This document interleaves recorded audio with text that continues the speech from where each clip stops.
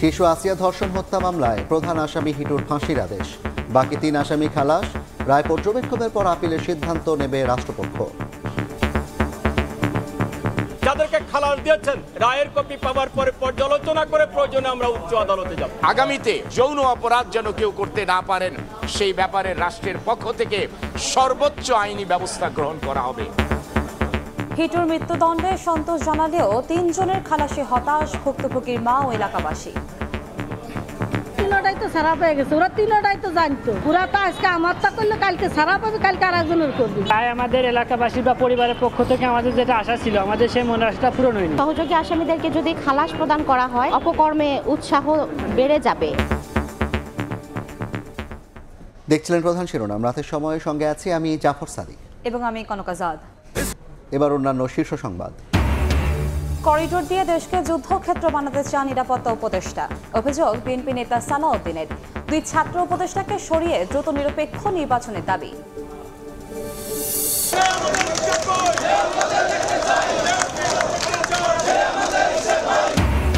দক্ষিণ সিটির মেয়রের দায়িত্ব বুঝিয়ে দেওয়ার দাবিতে বিক্ষোভ। নগর ভবনে উপদেষ্টা ও সচিবকে অবাঞ্ছিত ঘোষণা। সরকারের নিরপেক্ষতা নিয়ে প্রশ্ন শ্রাকের। যারা ক্ষুদ্র ঋণ নিয়ে ভুল ধরত তারা ব্যাংকে টাকা নিয়ে পালিয়েছে বলেন প্রধান উপদেষ্টা। মাইক্রো ক্রেডিট ব্যাংক আইন করার তাগিদ। এমআরএ ভবন উদ্বোধন। ভারতের পুশিনে জঙ্গি সন্ত্রাসী ঢুকে পড়ার শঙ্কা উড়িয়ে দেওয়া যায় না বলছে বিজিবি। পুশব্যাকের পরিকল্পনা নেই জানালেন স্বরাষ্ট্র উপদেষ্টা। সুন্দরবনে ভাসমান বিওপি উদ্বোধন।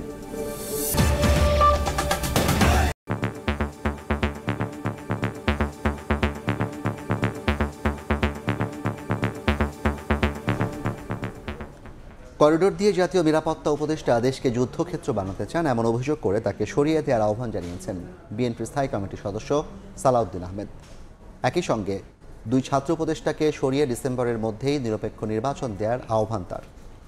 বলেন ভোটের জন্য আন্দোলন করতে হলে তা হবে সরকারের জন্য লজ্জাজনক।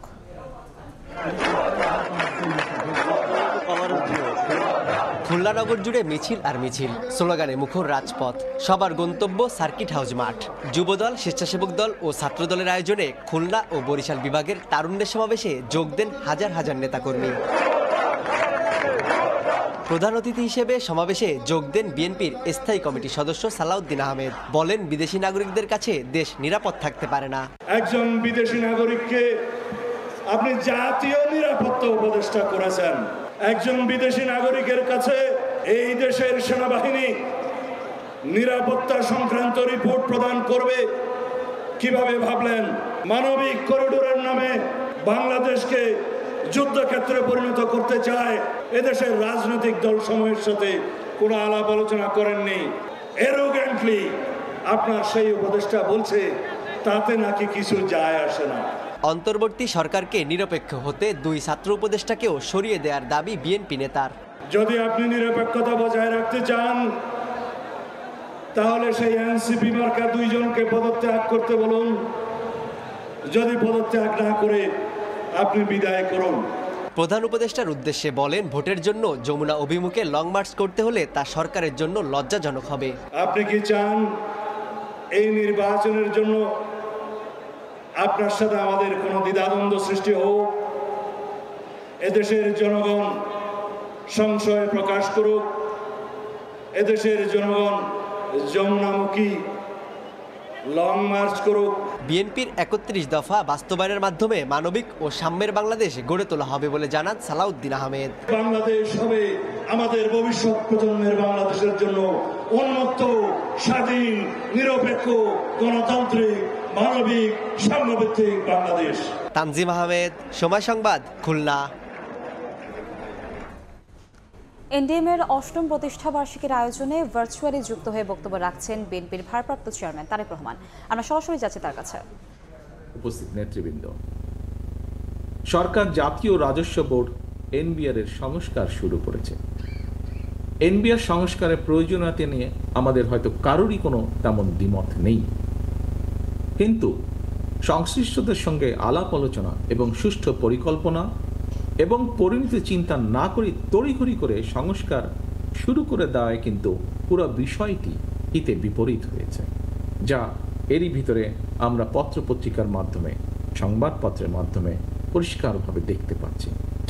প্রতিষ্ঠানটির কর্মকর্তারা সংস্কার প্রস্তাবনা এবং পদ্ধতি সম্পর্কে ভিন্ন মত পোষণ করে এরই ভিতরে কিন্তু প্রতিবাদ কর্মসূচি পালন করছেন। এনবিআরের চলমান কর্মসূচির ফলে যথাসময়ে নিয়মিত রাজস্ব আদায় কার্যক্রম বন্ধ হয়েছে।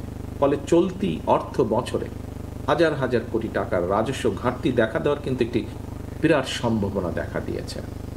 অন্তর্বর্তীকালীন সরকার এখনও তাদের কর্ম পরিকল্পনার অগ্রাধিকার কোনটি তাদের প্রায়োরিটি নির্ধারণ করতে পেরেছেন বলে কিন্তু মনে করার কোনোই কারণ নেই। অন্তর্বর্তীকালীন সরকার যাই বলুক না কেন, আমরা যদি খেয়াল করে দেখি, দেশে বিনিয়োগ পরিস্থিতিও কিন্তু আশাব্যঞ্জক নয়। সরকারকে আমরা দেখেছি ব্যাপক আয়োজনে বিনিয়োগ সম্মেলন করলেও কাঙ্ক্ষিত বিনিয়োগ কিন্তু আসেনি। দেশি কিংবা বিদেশি বিনিয়োগ পরিবেশের জন্য রাজনৈতিক স্থিতিশীলতা এবং স্থিতিশীল একটি সরকার অত্যন্ত গুরুত্বপূর্ণ। এই বিষয়ে এখানে উপস্থিত সম্মানিত সভাপতি সহ উপস্থিত অতিথিবৃন্দ কেউ দ্বিমত পোষণ করবেন না, আমি দৃঢ়ভাবে বিশ্বাস করি। সুতরাং শুধু জনগণের রাজনৈতিক ক্ষমতায়ন কিংবা জনগণের ভোট প্রয়োগের অধিকার প্রতিষ্ঠার জন্যই নয়, বরং একই সাথে দেশের অর্থনৈতিক উন্নয়নের জন্য দেশি বিদেশি বিনিয়োগ পরিবেশ নিশ্চিত করার জন্য জনগণের ভোটে নির্বাচিত জনগণের কাছে জবাবদিহিমূলক সরকার প্রতিষ্ঠা অত্যন্ত জরুরি। প্রিয় রাজনৈতিক সহকর্মীবৃন্দ, নানা রকম আলোচনা সমালোচনা থাকলেও গণতান্ত্রিক বিশ্বে কিন্তু শেষ পর্যন্ত রাজনীতিবিদরাই রাষ্ট্র পরিচালনা করেন। জনগণকে সঙ্গে নিয়ে, জনগণের সঙ্গে থেকে রাজনীতিবিদ এবং রাজনৈতিক দলগুলো রাষ্ট্র পরিচালনার দায়িত্ব পালনের জন্য নিজেদেরকে প্রস্তুত করে থাকেন। এটি গণতান্ত্রিক বিশ্বের রীতি। সরকার কিন্তু কোনো একটি এলিট ক্লাব কিংবা কর্পোরেট প্রতিষ্ঠান নয়। সরকার অবশ্যই একটি রাজনৈতিক প্রতিষ্ঠান। এই রাজনৈতিক প্রতিষ্ঠানটির সঙ্গে দেশের প্রতিটি নাগরিকের সরাসরি অংশগ্রহণ নিশ্চিত থাকতে হবে। গণতান্ত্রিক রাজনৈতিক সংস্কৃতি এবং ব্যবস্থাকে উপেক্ষা করে যদি বিরাজনীতিকরণকে উৎসাহিত করা হয়, তাহলে হয়তোবা কোনো ব্যক্তি বিশেষ লাভবান হলেও হতে পারেন। কিন্তু এনডিএম-এর প্রতিষ্ঠা বার্ষিকীর অনুষ্ঠানে সরাসরি বক্তব্য রাখছিলেন তারেক রহমান। আমরা এতক্ষণ শুনছিলাম তার বক্তব্য। বিএনপি নেতা ইশরাক হোসেনকে মেয়রের দায়িত্ব বুঝিয়ে দেওয়ার দাবিতে আজও বিক্ষোভ করেছেন তার সমর্থকরা। শপথ আয়োজনে গড়িমসির অভিযোগে স্থানীয় সরকার উপদেষ্টা আসিফ মাহমুদ ও সচিব রেজাউল মাকসুদকে নগর ভবনে অবাঞ্ছিত ঘোষণা করেছেন বিক্ষোভকারীরা। এদিকে গেজেট প্রকাশের ২০ দিন পরও শপথ আয়োজন না করায় সরকারের নিরপেক্ষতা নিয়ে প্রশ্ন তুলেছেন ইশরাক হোসেন। ধারাবাহিক কর্মসূচির অংশ হিসেবে শনিবার সকালেও নগর ভবনের সামনের সড়কে অবস্থান নেন ইশরাক হোসেনের সমর্থকরা। বেলা বাড়ার সঙ্গে সঙ্গে ঢাকাবাসীর ব্যানারে এতে যোগ দেন আশপাশের বিভিন্ন থানা ইউনিটের বিএনপির নেতাকর্মীরা। স্লোগানে ইশরাককে মেয়রের দায়িত্ব বুঝিয়ে দেওয়ার দাবি জানান অংশগ্রহণকারীরা। তবে তারা সড়কে অবস্থান নেয়ায় বন্ধ হয়ে যায় যানবাহন চলাচল। গেজেট প্রকাশের পরও ইশরাককে কেন মেয়রের দায়িত্ব বুঝিয়ে দেওয়া হচ্ছে না সে প্রশ্ন তুলে দ্রুত শপথ গ্রহণ অনুষ্ঠান আয়োজনের আহ্বান বিক্ষোভকারীদের। এই শপথ গ্রহণ এসে বিলম্বিত হচ্ছে, আমরা এটা নিয়ে শঙ্কিত। নগর পিতাকে দায়িত্ব দেওয়া হোক এবং আমাদের নগরবাসীর ইচ্ছা পূরণ করা হোক। যদি গড়িমসি করে তাকে শপথ নিতে তারা ব্যর্থ হয়, তাহলে আমরা এই আন্দোলন প্রতিটি অলি গলিতে ঢাকা শহরে ছড়িয়ে দেব। এক পর্যায়ে প্ল্যাকার্ড আর ব্যানার হাতে মিছিল বের করেন বিক্ষোভকারীরা। গোলাপ শাহ মাজার দিয়ে 0 পয়েন্ট হয়ে প্রেস ক্লাব ঘুরে মিছিল শেষ হয় আবার নগর ভবনের সামনে গিয়ে। এ সময় স্থানীয় সরকার উপদেষ্টা আসিফ মাহমুদ, সজীব ভুইয়া ও মন্ত্রণালয়ের সচিবকে নগর ভবনে অবাঞ্ছিত ঘোষণা করেন ইশরাক সমর্থকরা। সরকারের উপদেষ্টাদের মধ্যে 2-1 জন অতি উৎসাহী, যারা অতি দুর্নীতিবাজ, ইতিমধ্যে যারা প্রমাণিত হয়েছেন গত 8 মাসে, তারা একটা পক্ষ চাচ্ছে না যে এখানে কোনো নির্বাচিত প্রতিনিধি বসুক। স্থানীয় সরকার পল্লী উন্নয়ন সভা উপদেষ্টা আসিফ মাহমুদ, সজীব ভুইয়াকে ঢাকা সিটি কর্পোরেশনে অবাঞ্ছিত ঘোষণা করলাম। এদিকে সন্ধ্যায় সংবাদ সম্মেলনে আদালতের রায় ও ইসির গেজেট প্রকাশের 20 দিন পরও শপথ আয়োজন না করায় সরকারের নিরপেক্ষতা নিয়ে প্রশ্ন তোলেন ইশরাক হোসেন। এ সময় রায়ের সমালোচনাকারীরা আদালত অবমাননা করছে বলেও মন্তব্য করেন তিনি। স্পষ্টতই বোঝা যায় যে একটি সরকারের ভেতর একটি সরকার রয়েছে যারা এখন দলীয় আচরণ করছে, তারা একটি বিশেষ দলকে সুবিধা দেওয়ার জন্য তাদের পলিসি অনুযায়ী তারা কাজ করে চলেছে।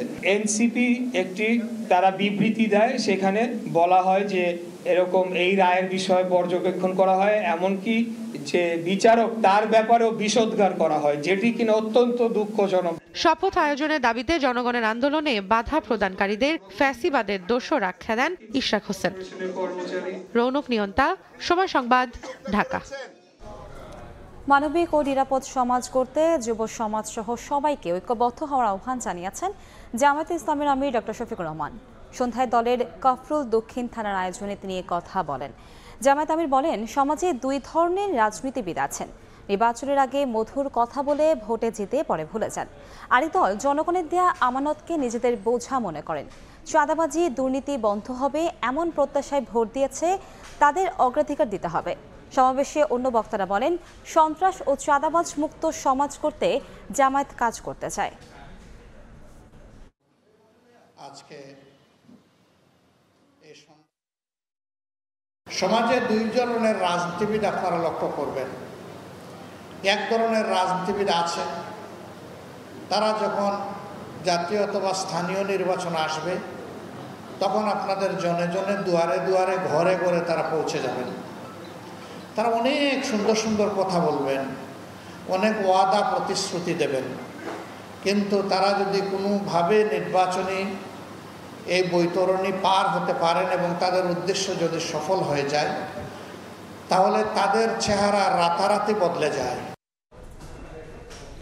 মাগুরায় শিশু আসিয়া ধর্ষণ ও হত্যা মামলার প্রধান আসামি হিটু শেখের ফাঁসির রায় দিয়েছেন আদালত। বাকি 3 আসামিকে খালাস দেওয়া হয়েছে। হিটুর মৃত্যুদণ্ডে সন্তোষ জানালেও 3 জনকে খালাসের বিষয়ে রায় পর্যবেক্ষণের পর আপিলের সিদ্ধান্ত নেবে রাষ্ট্রপক্ষ। 14 কার্যদিবসে বিচার কাজ শেষ করার মধ্য দিয়ে দ্রুত রায়ের দ্বিতীয় নজির স্থাপন হলো। আফজাল হোসেনের রিপোর্ট, ক্যামেরায় ছিলেন নুরুল আলম নয়ন। শনিবার রায়ের দিনে বিচারকের সামনে হাজির করা হয় 4 আসামিকে। এরপর রায় ঘোষণা শুরু করেন মাগুরার নারী ও শিশু নির্যাতন দমন ট্রাইব্যুনালের বিচারক এম জাহিদ হাসান। প্রধান অভিযুক্ত আসিয়ার বোনের শ্বশুর হিটু শেখকে মৃত্যুদণ্ড ও 1 লাখ টাকা অর্থদণ্ড দেয়া হয়। আর ভয়ভীতি প্রদর্শন, আলামত নষ্টের অভিযোগ প্রমাণিত না হওয়ায় খালাস দেয়া হয় আসিয়ার বোনের স্বামী, ভাসুর ও শাশুড়িকে।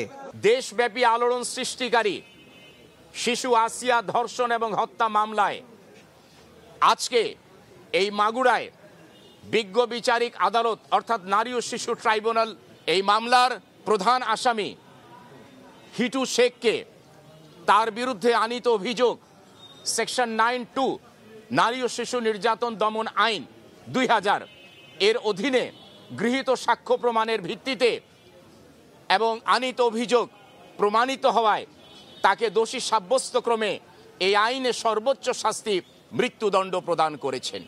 এবং অপরাপর আসামিদের বিরুদ্ধে যাদের কিনা পেনাল কোডের সেকশন 201 এবং 506 এর অধীনে চার্জ গঠন করা হয়েছিল, তাদেরকে মামলার দায় থেকে খালাস প্রদান করেছে। প্রধান অভিযুক্তের মৃত্যুদণ্ড হওয়ায় সন্তোষ প্রকাশ করেছেন রাষ্ট্রপক্ষ। তবে 3 আসামির খালাসের বিষয়ে রায় দেখে আপিলের সিদ্ধান্ত নিতে চায় রাষ্ট্রপক্ষ। আমরা এই রায়ে আসামি হিটু শেখের সর্বোচ্চ শাস্তি হয় আমরা রাষ্ট্রপক্ষে খুশি হলেও এই মকদ্দমায় যাদেরকে খালাস দিয়েছেন আমরা তাদের জন্য পরবর্তীতে রায়ের কপি পাওয়ার পরে পর্যালোচনা করে প্রয়োজনে আমরা উচ্চ আদালতে যাব। আগামীতে এই জাতীয় কোনো অপরাধ যেন সংগঠন করতে না পারেন, বিশেষ করে কোনো যৌন অপরাধ যেন কেউ করতে না পারেন, সেই ব্যাপারে রাষ্ট্রের পক্ষ থেকে সর্বোচ্চ আইনি ব্যবস্থা গ্রহণ করা হবে। গত 6 মার্চ মাগুরা শহরের নিজ নান্দুয়ালি গ্রামে বোনের শ্বশুর বাড়িতে বেড়াতে গিয়ে ধর্ষণের শিকার হয় 8 বছরের শিশু আসিয়া। গুরুতর আহত অবস্থায় তাকে ঢাকায় সম্মিলিত সামরিক হাসপাতালে ভর্তি করা হয়। 13 মার্চ চিকিৎসাধীন অবস্থায় মারা যায় সে। ঘটনার পর দেশজুড়ে মানুষের মধ্যে তীব্র ক্ষোভ ছড়িয়ে পড়ে। অভিযোগ গঠনের 14 দিনের মধ্যেই বিচার শেষ। এর 4 দিনের মাথায় রায় ঘোষণা। বিচার বিভাগের ইতিহাসে এটি দ্বিতীয় নজির। যদিও দণ্ড কার্যকরে বাকি আইনের আরও 2টি ধাপ, সেটিও দ্রুত নিষ্পত্তি করতে উদ্যোগী হবে রাষ্ট্র, এমনটাই প্রত্যাশা সবার। আফজার হোসেন, সময় সংবাদ, মাগুরা। এদিকে শিশু আসিয়া ধর্ষণ ও হত্যা মামলার প্রধান আসামি হিটু শেখকে মৃত্যুদণ্ড দেয়ায় সন্তোষ প্রকাশ করেছেন স্বজন এলাকাবাসী। তবে বাকি 3 আসামিকে খালাস দেয়ায় ক্ষোভ জানিয়েছেন আসিয়ার মা। লোটাস রহমান সোহাগের রিপোর্টে বিস্তারিত।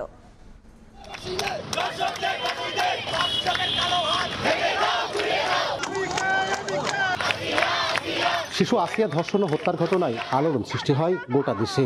নারীর প্রতি সহিংসতা প্রতিরোধে সোচ্চার হয় সর্বস্তরের মানুষ।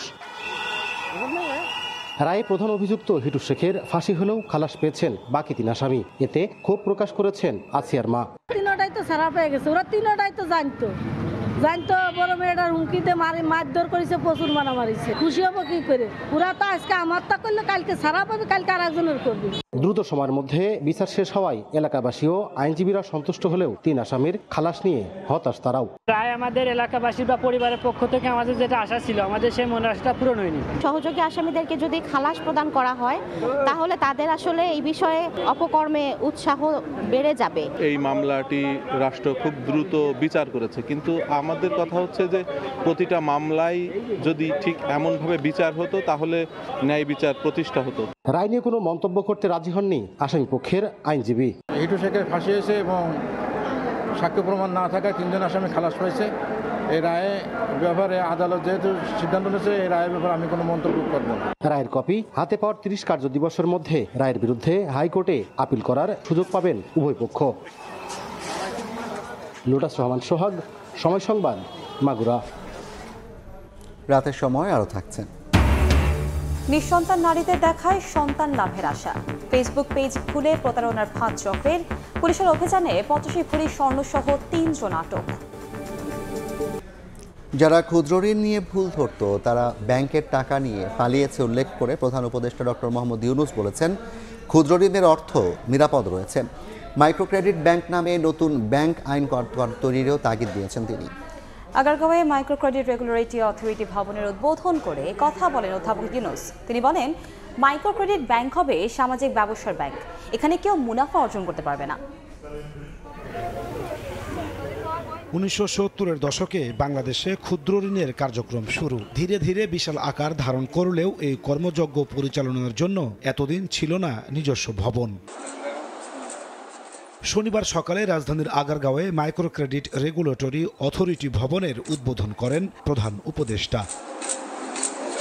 পরে প্রধান অতিথির বক্তব্যে ক্ষুদ্র ঋণ কার্যক্রমের শুরুর দিকের কথা তুলে ধরেন ডক্টর মোহাম্মদ ইউনূস। বলেন, প্রাথমিক পর্যায়ে মাইক্রো ক্রেডিটের সমালোচনা করত প্রচলিত সমবায় ব্যাংকগুলো। তারা মানুষের টাকা লোপাট করলেও ক্ষুদ্র ঋণের বাজার বড় হচ্ছে প্রতিদিনই। এমন সময় আমরা আলাপ করছি ভাগ্যের পরিহাস। যেমন জামানতওয়ালা ব্যাংক, যারা প্রকৃত ব্যাংক বিচার করতো বলতো, তারা আজকে হাওয়া, তারা কেউ নেই, তারা টাকা নিয়ে লোপাট, ব্যাংক শেষ। আর মাইক্রো ক্রেডিট পরিসংখ্যান আপনারা দেখতেছেন, পয়সা কেউ মারে নাই, কেউ পালিয়ে যায় নাই, সেগুলো প্রতিটি পয়সা আছে, তাদের জমা টাকা আছে, তাদের নিজেদের কাজ চলছে এবং নিজেদের টাকায় নিজেরা চলছে। ক্ষুদ্র ঋণের বাজার বিশাল আকার ধারণ করায় এনজিও প্রথা থেকে বেরিয়ে মাইক্রো ক্রেডিট নামে আলাদা ব্যাংক গড়ে তোলার প্রয়োজন বলে মনে করেন প্রধান উপদেষ্টা। এখন নতুন চিন্তা করতে হবে এখানে, মাইক্রো ক্রেডিট ব্যাংক স্থাপন। এটা এখন এনজিও পর্যায়ে রয়ে গেলে এটা ঠিক আবার ওই ব্যাংকিং মেজাজে আসবে না। মেজাজে আসতে হলে তাকে ব্যাংক হতে হবে। মাইক্রো ক্রেডিট ব্যাংক নামে একটা আইন করতে হবে, এটা আইনের কথা ডক্টর ইউনূস বলেন, মাইক্রো ক্রেডিট ব্যাংক হলে কমে যাবে বেকারত্ব, কারণ বিনা জামানতে তরুণদের ঋণ দেবে তারা। লাইসেন্সের মধ্যে, আইনের মধ্যে থাকবে এটা একটা সামাজিক ব্যবসার প্রতিষ্ঠান হবে, অর্থাৎ মালিক এর কাছ থেকে কোনো মুনাফা নিতে পারবে। তরুণদের, তাদের পরিবারের সদস্য, তাদের ছেলে মেয়ে যারা আছে, যারা চাকরি সন্ধানে বয়স হইতে হতে সবাই বলে চাকরি খোঁজো, এটা আর বলবে না, যেহেতু মাইক্রো ক্রেডিট ব্যাংক আছে। যে কোনো ছেলে, যে কোনো মেয়ে মাইক্রো ক্রেডিট ব্যাংকের কাছ থেকে বিনিয়োগ পাবে। প্রধান উপদেষ্টা জানান, ক্ষুদ্র ঋণের ধারণা গ্রহণ করে পৃথিবীর বহু দেশ বদলে দিয়েছে তাদের অর্থনীতি। এই ব্যাংক যেগুলো হবে, এগুলো হলো সামাজিক। নাজমুস সালেহী, সময় সংবাদ, ঢাকা। আগামী অর্থ বছরের জন্য 2,30,000 কোটি টাকার বার্ষিক উন্নয়ন কর্মসূচি এডিপি সাজাতে যাচ্ছে অন্তর্বর্তী সরকার, যা চলতি অর্থ বছরের মূল এডিপির চেয়ে 13.21% কম হলেও সংশোধিত এডিপির তুলনায় 6.48% বেশি। অর্থনীতিবিদরা বলছেন, অপচয় দুর্নীতিমুক্ত উন্নয়নের পথে হাঁটার ইঙ্গিত মিলেছে সরকারের কর্মপরিকল্পনায়।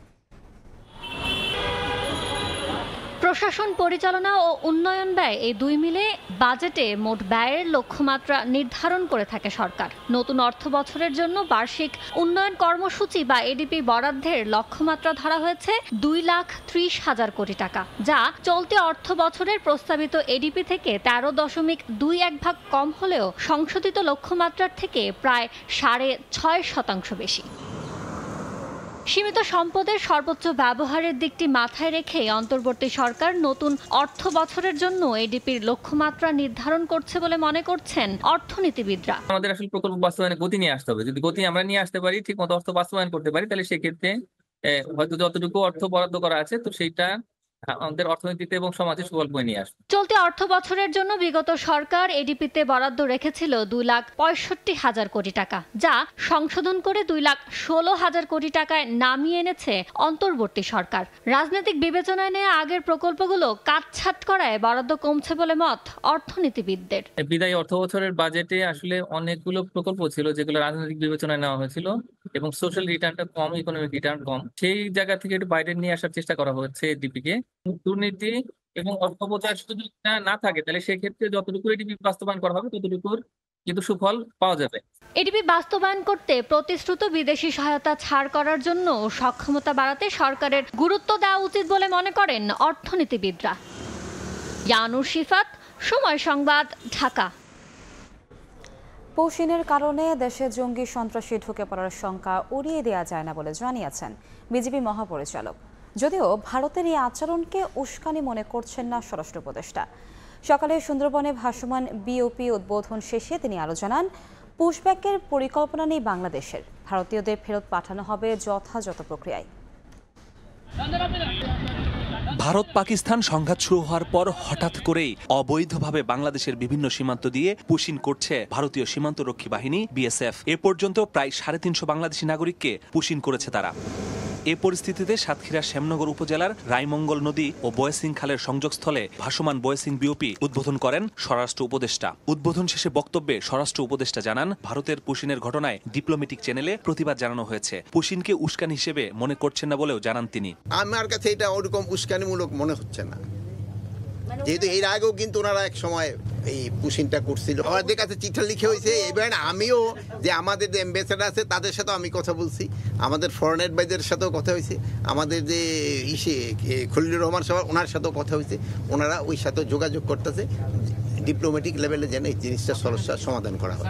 পুশিন নিয়ে কথা বলেন বিজিবি মহাপরিচালকও। তিনি বলেন, ভারতের পুশিনের ফলে জঙ্গি সন্ত্রাসীদের দেশে ঢুকে পড়ার শঙ্কা উড়িয়ে দেওয়া যায় না। কোনো কিছুর সম্ভাবনাকে উড়িয়ে দেওয়া যায় না। হ্যাঁ, সব দিক থেকে সকল সম্ভাবনা রয়ে যায়, তবে আমাদের দেশের জন্য, জাতির জন্য ক্ষতিকর হবে এমন কোনো কিছু যেন না হয়, সেজন্যই আমরা জোরদার নিরাপত্তা নিশ্চিত করার চেষ্টা করছি।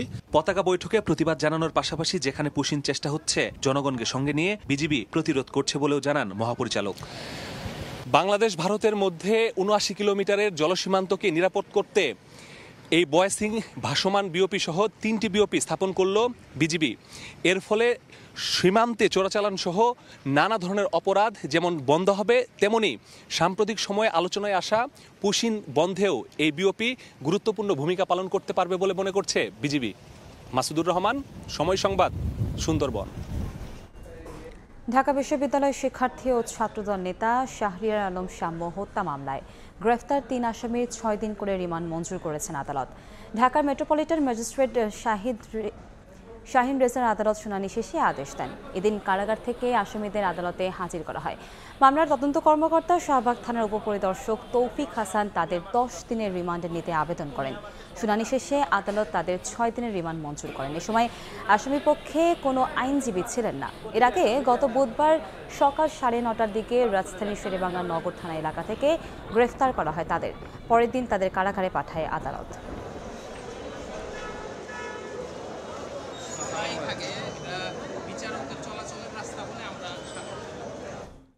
ঢাকা বিশ্ববিদ্যালয় শিক্ষার্থী শাহরিয়ার আলম সাম্য হত্যায় জড়িতদের বিশেষ ট্রাইব্যুনালে বিচার হবে জানিয়েছেন ডিএমপি কমিশনার শেখ মোহাম্মদ সাজ্জাদ আলী। সাম্য হত্যার তদন্তের অগ্রগতি এবং সুষ্ঠু বিচার ত্বরান্বিত করার বিষয়ে শনিবার ঢাকা বিশ্ববিদ্যালয়ের উপাচার্যের সভাকক্ষে বিশ্ববিদ্যালয় প্রশাসনের সঙ্গে ঢাকা মেট্রোপলিটন পুলিশের ঊর্ধ্বতন কর্মকর্তাদের এক বিশেষ বৈঠকে এ তথ্য জানানো হয়। ডিএমপি কমিশনার বলেন, আগামী এক সপ্তাহের মধ্যে সাম্য হত্যার রহস্য উদ্ঘাটনের পাশাপাশি চার্জশিট দেওয়া হবে।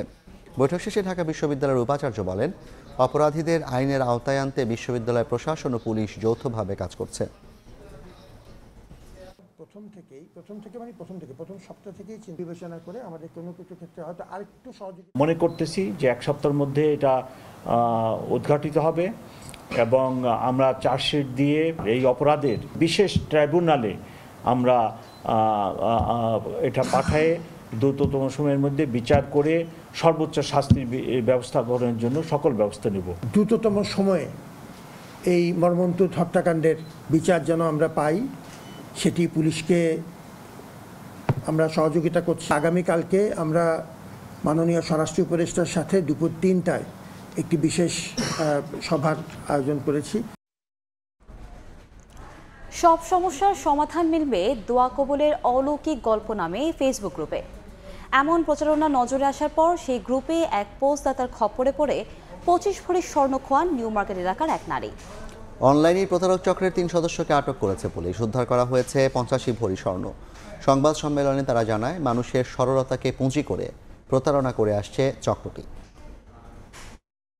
সন্তান নেই, এই অপূর্ণ ইচ্ছা পূরণে নিউ মার্কেট এলাকার এক নারী সবশেষ শরণাপন্ন হন দোয়া কবুলের অলৌকিক গল্প নামে ফেসবুক গ্রুপে। এই গ্রুপে একটি পোস্টে তদবির রুকাইয়া লেখা দেখে পোস্টদাতার মেসেঞ্জারে যোগাযোগ করেন তিনি। কথা হয় বাচ্চা না হওয়া বিষয়। পরে অনলাইন প্রতারকদের ফাঁদে পড়ে ওই নারী হারান 25 ভরি স্বর্ণ সহ নগদ টাকা ও কাপড়। বাচ্চা নেওয়ার জন্য অনেক চেষ্টা করেছেন। শনিবার ডিএমপি মিডিয়া সেন্টার এক সংবাদ সম্মেলনে উঠে আসে চাঞ্চল্যকর এ তথ্য। পুলিশ জানায়, এই ঘটনার 1 বছর পর চক্রের 3 সদস্যকে আটক করেছে পুলিশ। প্রথমে সাভারে আসিফুর রহমান নামে একজন আছে, তো ওনার ওখানে যাই এবং ওনাকে ধরা পড়ে সে স্বীকার করে। দোয়া কবুলের অলৌকিক গল্প, এইটার যে অ্যাডমিন সানজিদা আলো, এই সানজিদা আলো আসলে ওটা ফেক নাম, এটা তার আসল নাম হচ্ছে অনামিকা। মোহাম্মদপুরে যে বসিলা হাউজিংয়ে থাকে, তারা স্বামী স্ত্রী মিলে একসাথে থাকে এবং তাদের বিরাট আলিশান কারবার। পুলিশ জানায়, মানুষের সরলতাকে পুঁজি করে প্রতারণা করে চক্রটি। বিভিন্নভাবে অনলাইনের যে ফেক পেজের মাধ্যমে, গ্রুপের মাধ্যমে বা আইডির মাধ্যমে আমরা প্রতারণার শিকার হচ্ছি। এইটা আসলে একটু সচেতন হওয়া সবার দরকার। বাচ্চা যাদের হচ্ছে না, তারা কিন্তু ডিপ্রেশনে থাকেন। তারা বিভিন্নভাবে মনে করে যে আমাদের বাচ্চা যেভাবে হোক হইতে হবে, বা এই বিষয়গুলো এটা কিন্তু এই সচেতনতা বাড়াতে হবে। অভিযানে 85 ভরি স্বর্ণ সহ নগদ 3.5 লাখ টাকা উদ্ধার করা হয়েছে বলেও জানানো হয় সংবাদ সম্মেলনে। মাহাদ ইসলাম ধ্রুব, সময় সংবাদ, ঢাকা। রোববারের মধ্যে 7 কলেজের অন্তর্বর্তী প্রশাসনের প্রজ্ঞাপন জারি না করলে সোমবার থেকে ফের আন্দোলনের হুঁশিয়ারি দিয়েছেন 7 কলেজের শিক্ষার্থীরা। বিকেলে রাজধানীর ইডেন মহিলা কলেজের 1 নম্বর গেটে সংবাদ সম্মেলনে এই হুঁশিয়ারি দেন শিক্ষার্থীরা। দাবি পূরণ না হলে রাস্তা অবরোধ না করে সংশ্লিষ্ট মন্ত্রণালয় ঘেরাও করার হুঁশিয়ারি দেন তারা বলেন, আগামী 1 মাসের মধ্যে নতুন বিশ্ববিদ্যালয় অধ্যাদেশ জারি করতে হবে। শিক্ষার্থীরা দাবি করেন, প্রস্তাবিত কেন্দ্রীয় বিশ্ববিদ্যালয় বাস্তবায়নের পথ পরিষ্কার হলেও চূড়ান্ত অনুমোদনে দায়িত্বপ্রাপ্ত কর্তৃপক্ষ অকারণে সময়ক্ষেপণ করছেন। এতে শিক্ষার্থীদের মাঝে চরম অসন্তোষ ও উদ্বেগ তৈরি হয়েছে।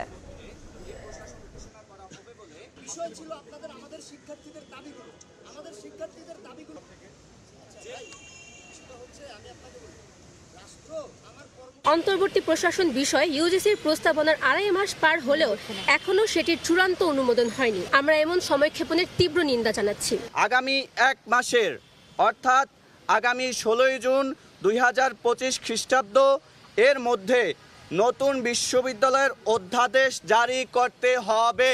আমাদের যদি দাবি আদায় না হয়, আমরা সংশ্লিষ্ট মন্ত্রণালয়গুলো আছে, শিক্ষা মন্ত্রণালয়, আইন মন্ত্রণালয় অধ্যাদেশের সাথে জড়িত, আমরা ওইসব মন্ত্রণালয় ঘেরাও করব।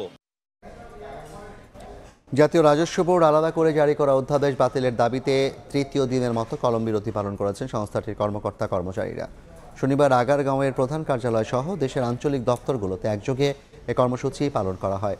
সকাল 10টা থেকে বিকেল 3টা পর্যন্ত 5 ঘন্টা চলে এই কর্মসূচি। রোববার 6 ঘন্টা কলম বিরতি পালনের ডাক দিয়েছেন তারা।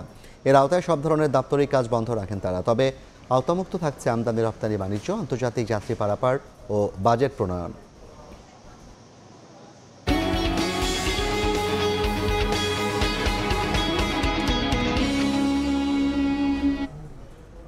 যুক্তরাষ্ট্র থেকে তুলা আমদানি করলে এটি লবিং ফার্মের মতো কাজ করবে বলে জানিয়েছেন প্রধান উপদেষ্টার বিশেষ সহকারী ডক্টর আনিসুজ্জামান চৌধুরী। এদিকে অর্থনীতির কোন তত্ত্বে মার্কিন শুল্ক আরোপের যৌক্তিকতা খুঁজে পাওয়া যাবে না বলে মন্তব্য করেছেন সিপিডির সম্মানীয় ফেলো মোস্তাফিজুর রহমান। তারপরও যুক্তরাষ্ট্রকে সঙ্গে রেখেই রপ্তানি বাজার সম্প্রসারণের পরামর্শ American Chamber of Commerce in Bangladesh অ্যামচামের।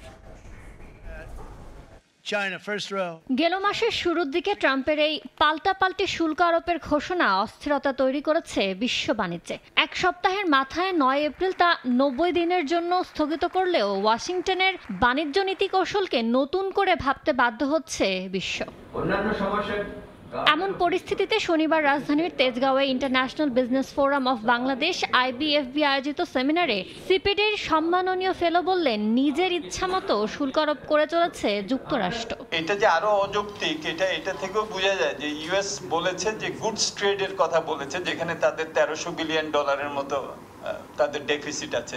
সার্ভিসেসে তাদের $295 বিলিয়ন তাদের সারপ্লাস, ওইটা নিয়ে কোনো কথা নেই। এ সময় মার্কিন বাণিজ্য নীতির সমালোচনা করলেও দেশটিকে সঙ্গে রেখেই রপ্তানি বাজার সম্প্রসারণের পরামর্শ দেন অ্যামচাম সভাপতি। We have to go for export diversification, but we cannot say no to US. আমাদের যেটা করতে হবে, we have to go for value addition. সেমিনারে প্রধান উপদেষ্টার বিশেষ সহকারী ডক্টর আনিসুজ্জামান চৌধুরী জানান, যুক্তরাষ্ট্র থেকে তুলা আমদানি করলে এটি লবিং ফার্মের মতো কাজ করবে। সেখানে আমাদের কোনো লবি নেই। ইউএসএ তে আমাদের জন্য কথা বলার জন্য লোক নেই। ইউএস এর ইকোনমিতে farm lobby is a extremely strong lobby. আপনি শুধু তুলা এনে আপনি বিনা খরচায় একটা হিউজ লবি পাবেন। 5টা স্টেটের গভর্নমেন্ট, তাদের সিনেটর, তাদের কংগ্রেসম্যান বিনা পয়সা আপনার জন্য খাটবে। It was done strategically to get that lobby on our side, যারা আমাদের জন্য অন্য জিনিসগুলোর জন্য তখন তারা ফাইট করবে। অন্য দেশের সঙ্গে অর্থনৈতিক কূটনীতি জোরদারে কাজ করা হচ্ছে বলেও জানান প্রধান উপদেষ্টার বিশেষ সহকারী। জানু শিফাত, সময় সংবাদ, ঢাকা। অপারেটরদের আরও কম দামে ইন্টারনেট সেবা দেওয়ার তাগিদ দিলেন স্থানীয় সরকার উপদেষ্টা আসিফ মাহমুদ সজীব ভুঁইয়া। আর ইন্টারনেট সহজলভ্য করার পাশাপাশি সাইবার স্পেসে নিরাপত্তা নিশ্চিতে কাজ করার কথা জানিয়েছেন প্রধান উপদেষ্টার বিশেষ সহকারী ফয়েজ আহমদ তৈয়ব।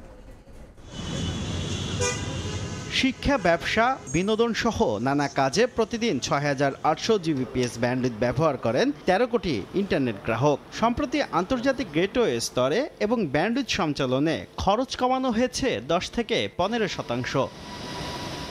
এরপরও ইন্টারনেটের দাম না কমায় সেবাদাতা প্রতিষ্ঠানগুলোকে বারবার তাগাদা দিচ্ছে নিয়ন্ত্রক সংস্থা। বিশ্ব টেলিযোগাযোগ ও তথ্য সংঘ দিবসের অনুষ্ঠানে এবার একই তাগাদা দিলেন স্থানীয় সরকার উপদেষ্টা আসিফ মাহমুদও। ইন্টারনেট মার্জিনালাইজড পিপল, স্টুডেন্ট এবং উইমেনদের জন্য সহজলভ্য হবে এবং নাগরিকরা যেন এটা সুবিধা নিতে পারে সেটা নিশ্চিত করার জন্য প্রাইসটা জনগণের ব্যবহার উপযোগী জায়গায় নিয়ে আসাটা অত্যন্ত গুরুত্বপূর্ণ। এ সময় প্রধান উপদেষ্টার বিশেষ সহকারী ফয়েজ আহমদ তৈয়ব জানান, আগামী কয়েক সপ্তাহের মধ্যে সাইবার সুরক্ষা আইন গেজেট আকারে প্রকাশ হবে। এই আইনে সাইবার বুলিং থেকে নারীদের সুরক্ষা নিশ্চিত করা হয়েছে। যৌন নিপীড়ন সংক্রান্ত উপাদান, চাইল্ড সেক্সুয়াল অ্যাবিউজ ম্যাটেরিয়াল, সেক্সটর্শন ইত্যাদি অভিপ্রায় সৃষ্ট কন্টেন্ট বা যে কোনো ধরনের বুলিংকে আমরা অপরাধ হিসেবে স্বীকৃতি দিয়েছি।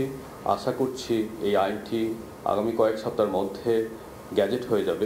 এর আগে জুলাই বিপ্লবে আহত 3 জনের হাতে সহায়ক যন্ত্র তুলে দেয়া হয়। শুভ খান, সময় সংবাদ, ঢাকা। 3 ম্যাচ হাতে রেখে প্রথমবারের মতো বাংলাদেশ প্রিমিয়ার লিগ ফুটবলের শিরোপা জিতল মোহামেডান। ফর্টিস এফসির বিপক্ষে ঢাকা আবাহনীর 2-1 গোলের হারে মাঠে না নেমেই ক্লাব প্রাঙ্গণে শিরোপা উল্লাস করেছে সাদা কালোরা। তবে 22 বছরের অপেক্ষার অবসান যারা ঘটিয়েছেন তারাই অবহেলিত। গুঞ্জন আছে মৌসুম শেষের পথে থাকলেও এখনও পাওনা বুঝে পাননি লোকাল ফুটবলাররা। কুমিল্লার ভাষা শহীদ ধীরেন্দ্রনাথ দত্ত স্টেডিয়ামে ফর্টিস ও আবাহনী ম্যাচে রেফারি শেষ বাঁশি বাজার সঙ্গে মোহামেডানের ক্লাব প্রাঙ্গণে উল্লাসে মেতে ওঠেন সমর্থক সহ ফুটবলাররা। অবসান ঘটল সাদা কালোদের দীর্ঘ 22 বছরের অপেক্ষার। ক্লাবে থাকলেও সেই উদযাপনে দেখা যায়নি মোহামেডানের দেশি ফুটবলারদের। অবশ্য এর কারণটাও গুরুতর। ক্লাব পাড়ায় কান পাতলেই শোনা যায় মোহামেডানের 22 বছরের অপেক্ষা যারা মিটিয়েছেন তারাই নাকি অবহেলিত। গুঞ্জন রটেছে মৌসুমের শেষের দিকে এসেও চুক্তির অর্থ ঠিকমতো বুঝে পাননি ফুটবলাররা। মোহামেডানের ক্লাব ভবনে লিগের 15তম রাউন্ডের আবাহনী ফর্টিস ম্যাচ ঘিরে টানটান উত্তেজনা।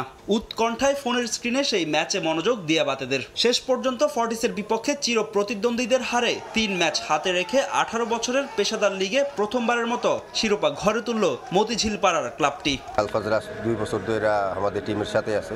ও কষ্ট ছিল, আর বিশেষ করে আমাদের foreign player, extraordinary local player আছে, অনেক স্যাক্রিফাইস করছে। আমাদের অনেক আর্থিক সমস্যা ছিল। উদযাপনে না থাকলেও ক্যামেরার সামনে ঠিকই আসেন মোহামেডানের দেশি ফুটবলাররা। সাদা কালো সমর্থকদের এমন উপলক্ষ এনে দিতে পেরে খুশিও তারা। স্যাক্রিফাইস তো সব ক্লাবে এই বছর হইতেছে, আমরাও নাইলে একটু বেশি করলাম। তার জন্য ক্লাবরে দোষ দিয়েও লাভ নাই, আর আমাদের আক্ষেপ করারও কোনো ওয়ে নাই। প্রথম শিরোপা লিগ চ্যাম্পিয়ন হয়েছি, তাই এতেও শুকরিয়া আলহামদুলিল্লাহ। মঙ্গলবার কুমিল্লায় চ্যাম্পিয়নের তকমা নিয়ে মাঠে নামবে মোহামেডান। সেখানে মাঠের উদযাপন করবে আলফাজ আহমেদের শিষ্যরা। ফাহিম ইসলাম, সময় সংবাদ, ঢাকা। এ পর্যায়ে শীর্ষ সংবাদগুলো জানিয়ে দিচ্ছি আরেকবার। করিডোর দিয়ে দেশকে যুদ্ধক্ষেত্র বানাতে চান নিরাপত্তা উপদেষ্টা, অভিযোগ সালাউদ্দিনের। পরিস্থিতি ঘোলাটে না করে দ্রুত ভোটের তারিখ দেওয়ার আহ্বান তারেক রহমানের। যারা ক্ষুদ্র ঋণ নিয়ে ভুল ধরত তারা ব্যাংকে টাকা নিয়ে পালিয়েছে বলেন প্রধান উপদেষ্টা। মাইক্রোক্রেডিট ব্যাংক আইন করার তাগিদ, MRA ভবন উদ্বোধন। এ ছিল রাতের সময়, সঙ্গে থাকুন সময়ের।